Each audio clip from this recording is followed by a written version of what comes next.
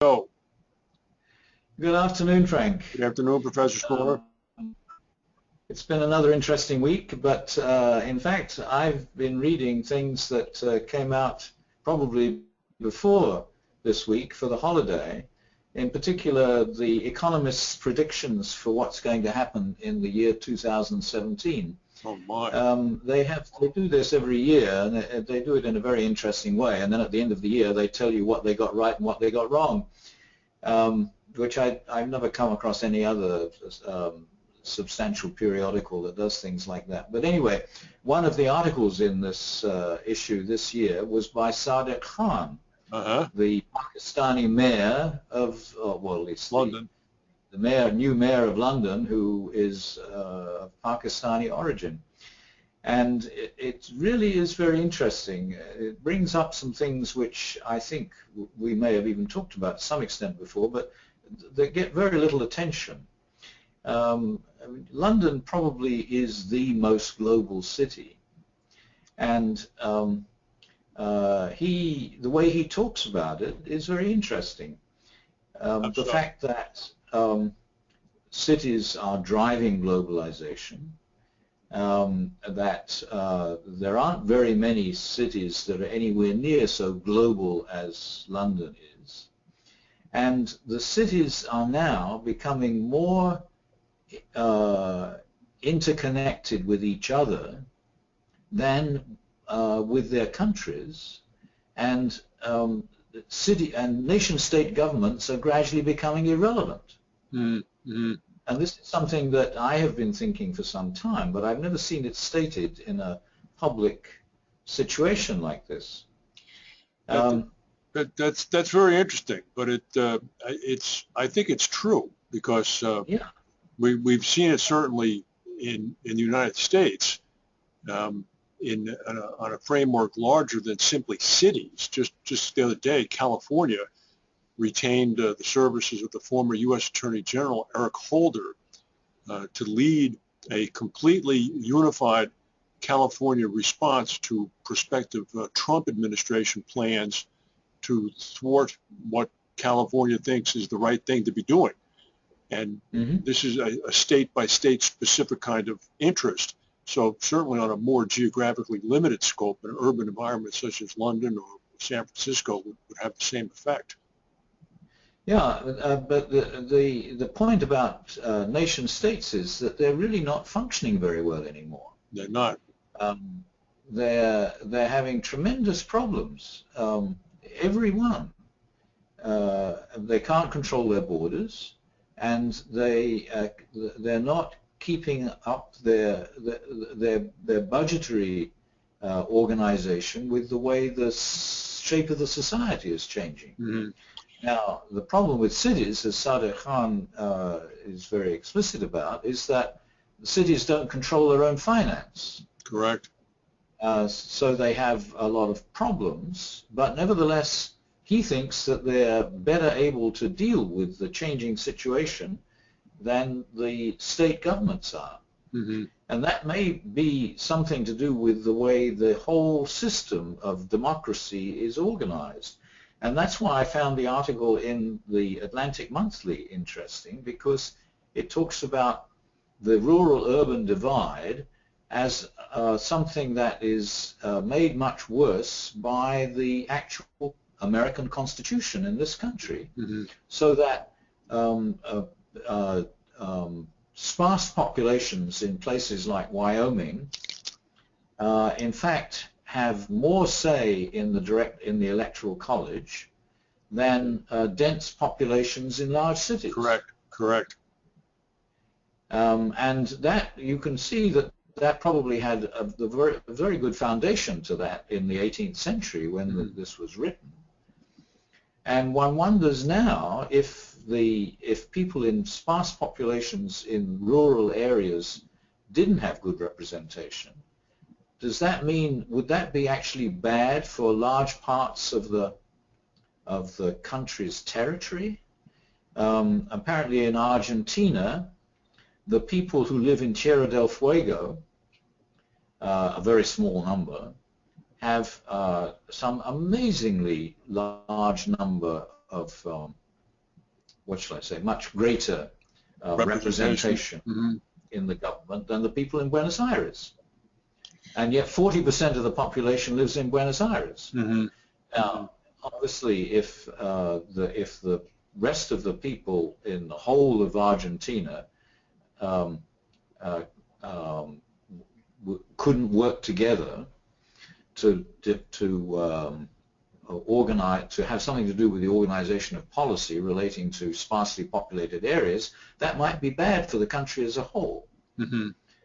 How that would affect other countries like Japan, I don't know. But it's interesting to see that it appears to be a problem in a large number of democratic countries.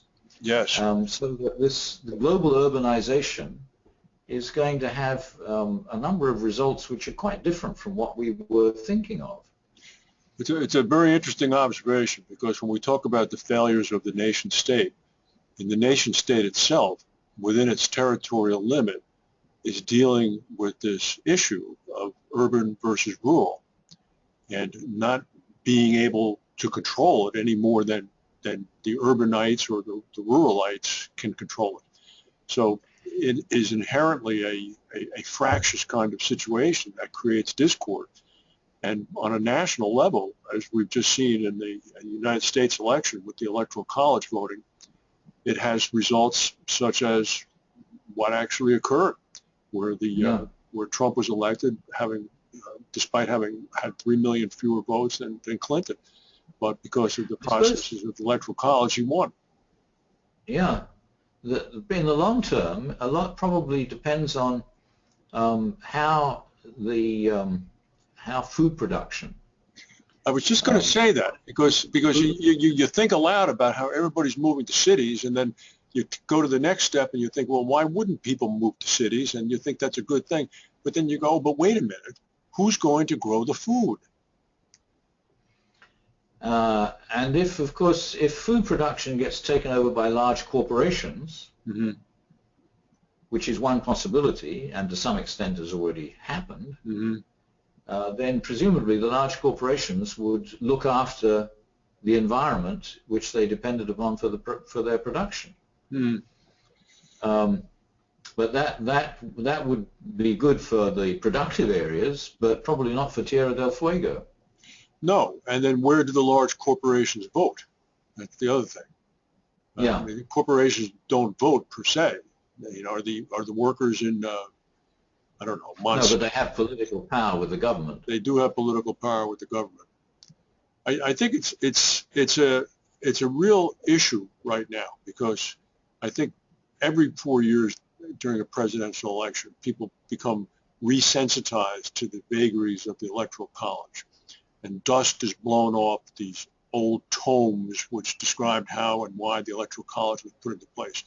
But this year, as you pointed out, I've seen that statistic about the proportionality effect of, say, an Electoral College vote from California versus one from, say, Wyoming. And the differential is something like 15,000 times, if I remember correctly. Or maybe it's 150 times. It's 150 times the value of an electoral vote is worth more in Wyoming than in California. And then you begin to wonder, why is that even in place any longer? Does it make any sense? And then you take it to the next extreme, as you did. If you took that out completely and essentially allowed the choices to be made by urban areas, would there be protections in place for the people in the rural areas? And I don't know the answer to that. It may well be no, because we have this coastal kind of environment in the U.S. at least, and in London, it's much the same way. There are people in the United Kingdom who don't leave the big cities, who don't think at all about the countryside or the rural areas. If I lived in a rural area my whole life, out in Cornwall or something, I wouldn't want to have my political future or fate determined by people in London who had never been to my area. Yeah, I think we need to think much more carefully about what the economic connections are between densely populated and sparsely populated areas. And I suppose food production is probably the most important, but there are others as well, such as tourism. And presumably the denser the cities become and the larger the proportion of world population living in cities, the more people are going to be interested in wilderness. in the same way that the interest in wilderness grew after the Industrial Revolution. Right, right. Could I ask you a question about how globalization affects this? Because I'm not so sure that it does. It may almost act as a kind of a catalyst, because the people in the rural areas are being exposed to city life, so to speak, that they see via the spigots of globalization communication channels, and are repulsed by it. Well, according to what Sadiq Khan wrote, which I found very interesting to read, a growing amount of significant activity in the world today comes from a relatively small number of the largest global cities, which are becoming more and more closely interconnected, irrespective of the states that they belong to. And presumably the number of those cities is going to increase as the proportion of world population living in cities advances from what it is now, just over half, to something like 3/4 within the next 50 years. But that's going to leave an enormous part of the world with relatively little population. So it's not going to be just the sparsely populated areas of each state, but the sparsely populated areas of the whole world that we need to worry about. Plus, it only exacerbates this issue. If London and Frankfurt and New York have an alliance and are closer to each other than, say, to Westphalia or Cornwall or Wyoming, what does that do? Yeah. Well, some of them will do well because of the interest in wilderness, interest in the beaches. I mean, Cornwall does very well from that as it is. But that won't be good for all parts of the world that are losing population. Can I ask another? Go ahead. It's another aspect of the larger problem that we have no way of organizing life beyond the nation state at the moment, and the UN doesn't, in fact, get very much organized, but we need some sort of supranational organization that deals with territory and environment, which has a more authoritative executive than the United Nations Environment Program, for example. And you still remain an optimist.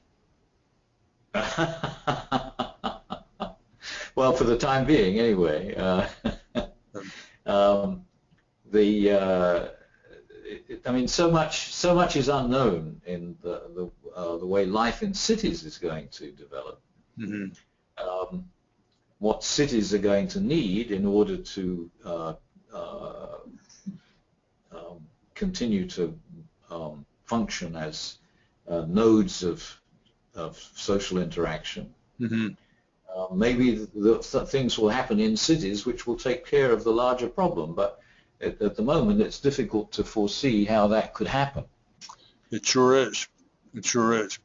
And I think unless somehow the nation state's boundaries can dissipate or ease or evaporate, I don't see how this is going to go away as an issue, because it's just going to become more pronounced until there's a generational change, I think, and the people in the rural areas eventually become the people who want to be in the rural areas and have made a choice to be there, and don't feel as if they're there because they couldn't go to the urban areas. Because I think there's a lot of that going on too. There's a lot of resentment going on, but who knows? Yeah, maybe rural areas is where people will retire to. Well, I could think of worse things than going to Cornwall for the rest of my days. So, all right. Well, thank you very much, Professor Spooner. We'll look forward to another conversation next week. Good. Okay. Bye. Bye. Bye.